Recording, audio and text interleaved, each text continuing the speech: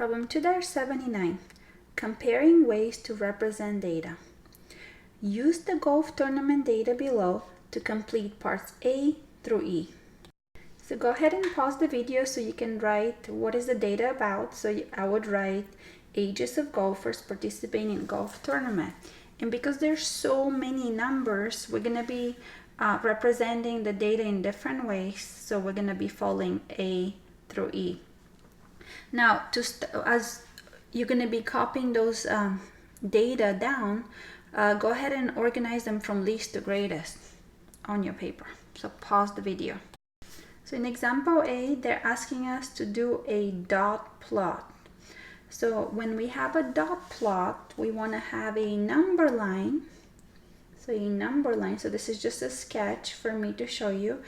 And we want to represent the numbers that were given. So we need to know which one, what's our range. So which one is the smallest number you see and which one is the highest number you see. So when we create the number line, we want to make sure we're counting by equal parts. So do I have to count by 2s, by 5s, and so on? So go ahead and decide that. So according to the data, the smallest number I found is 25. And you could look at your numbers because you organize them.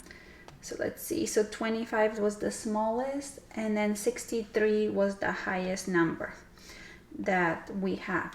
So when I'm creating a number line, I want to make sure I fit those numbers in. And of course we could like count. So it's probably a good idea to count by 2s. So in my paper, I wrote down problem A. I make sure I have square paper so I can have equal parts when I'm doing the number line. So it will continue. Oops, let me see. So right now, if this is 25, so I'm going to count in 2s. So to make it actually easier, I'm going to say this is 24. So the next one will be 26. So the 25 will be above, like halfway. So the reason I'm doing that is so I can fit in all the way to 63. And so make sure you have enough paper. So go ahead and do that on your own. So if you look at my number line, I'm counting by 2s. So inside is that one that I needed. So continue, and hopefully you'll have enough to represent the highest as well. So I finished plotting my number line. So right now I'm going to plot my data. So for a dot plot, all you need to do is locate the number you're given and put a dot above it. So I'm going to start with the smallest number, which was 25. So right above it, I'm going to put a dot on top of the 25. So this line over here will represent counting one time. My second graph paper line will be the second time. So if I had another 25, then I would put another dot on top, but I don't, so I'm going to erase it. So go ahead and also mark which one you did. So if you have them from least to greatest already, like I said earlier, you're not going to miss anything. So the next number you should have is 28. So I'm going to look at it. I only see it, let's see, only one time. So I'm going to also put one dot above it. So 28. So right above the 28, I see it only one time. So the next number you should see is 29. So I'm also going to put one dot. So 29 is halfway between 28 and 30. So right here is 29. The next number is 30. So continue doing that on your own. So when you have, for example, 33, so I'm skipping 32 on purpose, so you need to do it. Actually, 34 is the one that repeats more than once, right? So let me find it on mine because I didn't order them on purpose because I wanted you to order. So I see 34 here. I see it here as well. So when I'm just going to help you with the 34. So let's see. So 34, once you find it, I see it one time. And then to show that, you're going to do another dot. So that's the second time you saw it. It will be similar for 35, right? You see it twice. So go ahead and continue that on your own. And then in the video, I'm going to move on to example B.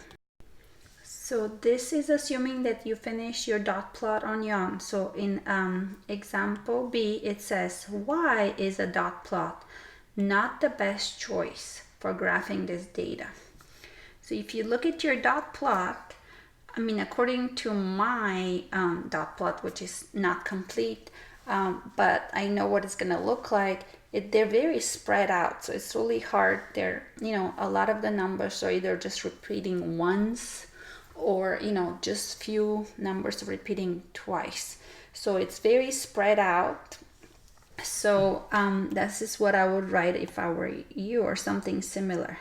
So it is not the best choice because there's a lot of repeats and it's very spread out. So our range started from a low number to 63 was our highest, so very spread out. So go ahead and pause the video and write your own opinion for example B. Example C, create a stem and leaf plot for the data. So we need to create from scratch something called stem and leaf plot, which is different than dot plot. So the idea is when we are doing, we would draw a line to where we have the first digit or the place of the 10th digit. For example, 20, instead of writing 20, I'm going to write 2. Instead of writing 30, I'm going to write 3. So the first digit of all our numbers or the place of the tens, we'll record them like that. And then the leaf part will be like, okay, 25. So I'm going to write the 5 here. So together we can read it as 25. So that's kind of like what it would look like. So let's create one accurately. So we want a vertical line to separate the place of the tens and the place of the ones. And the smallest number again was 25. So I would have a 2, and then 3 for the 30s, 4 for the 40s, 5 and 6 for the 60s. We didn't have 70, so that's what I'm stopping. Okay, and then looking at your numbers again from least to greatest. So I'm doing example C, and on my note I want to say where I'm doing stem and leaf plot. So make sure you're writing that. So if you have to pause the video, do so. So plot. Okay, so right now I'm plotting the number 25, but writing the 5 on the other side of the line. And then the next number in order was 28 from least to greatest. So instead of writing the 28, I would write the 8. So that means I wrote both numbers, the 25 and the 28. So continue doing that on your own for the 20s and on. Now I just want to remind you, like the number that was repeating, remember how we had 34 repeating? So once you have your other numbers, so there's the 30, so 3. So when you get to the 4, that's one time, but you have to repeat it again. So you do have to record it. But don't forget that we do have the number 30 and other, so you do need to put that 0 first, so that these 4s have to wait until you get to them. So you have to record your repeats. So pause the video and continue the stem and leaf plotting on your own. So by you writing it, you are plotting it like that. Okay, so I'm assuming you finished your stem and leaf plot of data by continuing on your own. So right now I'm going to move on to D. It says use the stem and leaf plot. So we're going to use that information to create a histogram. So a histogram is the one that has like the X and the Y. So let me just draw a sketch of a histogram. So histogram is gonna have the X axis, the Y axis, and then we wanna make sure that you remember we're gonna count the frequency vertically. So frequency means how many times. So frequency, so this is just a sketch, and when I do my range, I'm gonna make sure I'm counting by equal numbers. So because we had a spread out of so many numbers, it's probably a good idea to count either by 5s or by 10s. So looking at the stem and leaf, probably even by 10. So if this was the 0, which it is in the corner, and then we would go 10, 20. So those have to be equal. And remember, we would, if we had a 10, we would count it on the right side of the bar. So that's just, again, a sample. If we had the 20, we would count it on the right side to draw our bars. Again, this is just a sketch. It's not the accurate. So let's do the accurate right now. Okay, so I'm drawing my horizontal, and I'm gonna be writing, it's about the age in the golf tournament, so age. And then again, vertical was frequency, and frequency means how many times there is a repeat. So if this was 0, I was gonna count, I need to fit all the way to 60 something, right? So I'm gonna count by 10. So we're counting equal pieces. So I'm writing it 50, and if you need to extend the number line, do so. So notice I put a arrow. So I need to just extend it a little more. So I need to write the 70 and put the arrow that keeps going, so 70. The reason I need the 70 because I do have a number such as 60 and 63, which needs to be recorded on the right side. So let's start with the numbers. So, well, we need to number your frequency. So you can count by 1 over here, 2, or you can double. So you decide as long as you have enough space to show all the data. So how many times? We might need to probably double it because we had a lot of numbers around the 40s and the 50s. So definitely I don't have enough squares in here, but you could count by 1. I'm gonna switch to count by 2s for the frequencies. So go ahead and pause the video and count by whatever number you want, the vertical, the frequencies. Okay, so I'm done with my setup of the histogram. So now I'm gonna start with the numbers in the 20s. So I have 25, 28, and 29. Or I could say, hey, on the right side of this line, I have 1, 2, 3 repeats.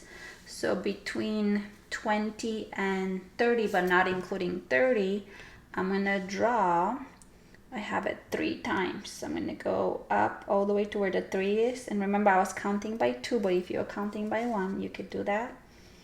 So between 20 and 30, that will be my first height. So I got 3 as frequencies, and you can of course shade it in. Okay, so looking at your histogram, let's do the 30s. So between 30 and 40. Now mine was not complete. Yours is supposed to be complete, but accurately, so we had the 30, you would have a 2 here, so that's the second. 3, remember the 4s were repeating, and on. So count those numbers, and we're not gonna count the 40. 40 will go on the other one. So including the 30, you should have 9 of them. So 9 of those digits. So I'm gonna go up all the way to 9. And 9 is between 8 and 10 for mine. And to the 40, not counting the 40. So that's my second bar of the histogram. So keep counting and do all of these. Finish up D on your own. Okay, so I'm going to continue with E, assuming you paused the video and you did the histogram on your own. So in E states, what range of ages do most golfers fall between? Do you see any ages that are much larger or much smaller? So looking at the histogram, and remember, range is the difference between the highest number and the lowest, but now they're saying most golfers, and most golfers are between 30 and 50. So when you're looking at your histogram, you would see them right here between 40 and 50. So what is that range? What is the difference between 50 and 40? So that's what they're asking you for the first question. The second question say, do you see any ages that are much larger? Well, yeah, on this side will be the visual that you have much larger, and the first one will be much smaller. So you do see them visually, because over here you have, like, in the middle you had the highest, the most. So go ahead and pause the video and finish that problem on your own.